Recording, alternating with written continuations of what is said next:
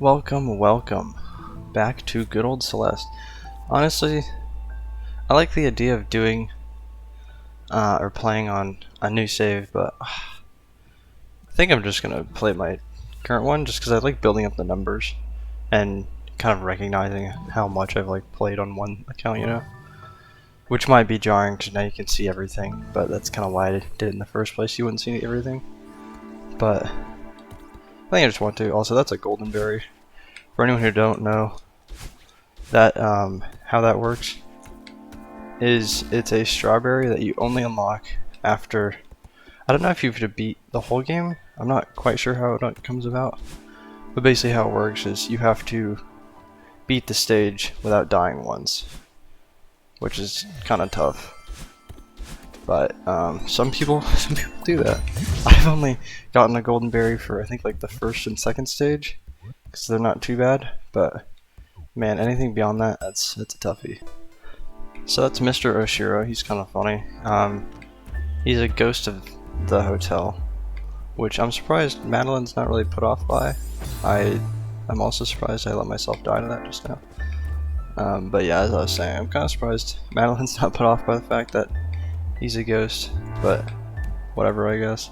I feel like I had a way of clearing this whole room like instantly, and I don't know what it was, but whatever. Or the mechanic of this level is, they're called dust bunnies, those red things, and I feel like this is definitely the mechanic that definitely, well, I'm saying definitely quite a lot, but I feel like this is the mechanic that really, oh shit, damn it, that really gets players, or like new players, and I don't blame them. Even as a person who's played this game a ton, it's a sucky mechanic. I do not like it. Same I am. Cause like, just the whole timing thing is like so hard to get a grip on sometimes. Some people don't really have trouble with it though. Oh man. Cause yeah, it's rooms like this where you have to, actually that's not a good example. There's some rooms later that I think do a good job giving an example. Sorry. What the heck happened there actually? What the heck? That was weird. I like didn't move forward. So what I'm doing right now is I'm trying to give an example as to how to get that berry. That's how you get that. Kind of tough if you don't know what to do, but if you know what to do, you can handle it. Oh yeah, here's a good room. This room actually got me for a while, and it's not even that hard. It's just like, I think when there's so many moving parts, you kind of start overthinking things. And yeah, that can definitely get someone. This room's long. That's not happening. It's a strawberry room, obviously. I think it's a strawberry room at least. Could be it. And it's probably a strawberry room. Because there's also cassette tapes you can find in levels, which by the way, secret. See, strawberry room. Yeah, like look how fast that is. Like that'd be so hard to time.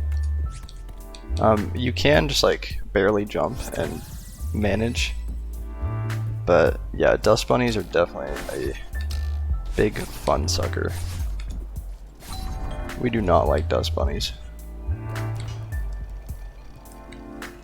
Fun fact, you can crouch on those platforms and they drop faster. It's not used much in the game, but if you I think there might be a case or two where you actually use it. I don't really remember. I feel like they make use of it in this stage. I just realized that the mountain you can see in the back there. I don't know, I never really looked at that window. It's just like, wow, that's a big window. It's kind of crazy, like the attentions to detail, or the details you don't give attention, however you want to say that. God, I have such a way with words. The details you sometimes just don't notice when you're playing through a game. Why can't I go this way? It's weird. Wait, is this Pico 8 actually? Can I show that off? I don't think it is. Is it? Oh, this is Pico 8, yeah. So this is Pico 8. This is the original Celeste. Because if I'm not mistaken, Celeste was originally made in this format. I think Pico 8 is like the engine or whatever. And yeah, so this is like original Celeste. Which I could have swore the character had 2 dashes. But yeah, there's no wall grabbing. All you can do is wall jump and dash, to my knowledge. Which is kind of weird. I think this Pico 8 is actually a improvement upon the original game, which is cool. There we go, got that strawberry. I won't do this whole thing, but yeah, it's just kind of a cool thing to showcase, I think. Because yeah, I mean, like, It's just so wacky, you know. Can you do that? It just gets out of range. But yeah, that's Pico 8. Exit Pico 8. And what's cool is when you find it in the game, you can return to it at any point in the main menu, which I think is awesome. Okay, so yeah, this song is called Scattered and Lost. It's a pretty banger. Yep. Just like dying there is pretty banger. I'm trying to remember if there's an ordering for, because there's an unlock you can miss. Pretty old. Oh hey, there's the heart. Yeah, so the heart is in clear view, but the way you get it, I don't really remember. Whew, that was scary. Yeah, so I definitely get, even now, like super stressed by these, and also, yeah, there's a little crevice there, which loops you back. Oh, I see. So I think this is actually how you can get there. Oh, never mind, this is the towels. I thought the towels was a different one. So I think that's how you're supposed to get the heart then, is you loop back around. Let me see. We'll do a little traversal and find out.